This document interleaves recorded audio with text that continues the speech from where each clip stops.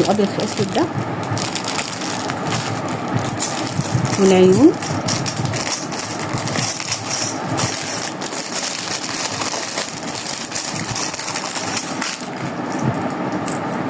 العيون دي اللي هي بتبقى بتاعت الدباديب والحاجات دي، بس انا جايباها لحاجه معينه.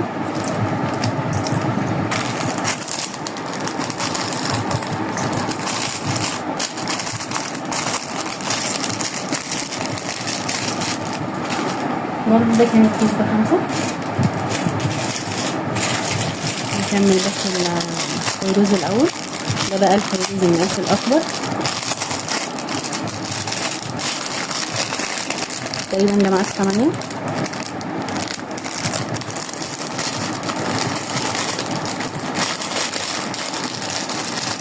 ده كان تقريبا ب40.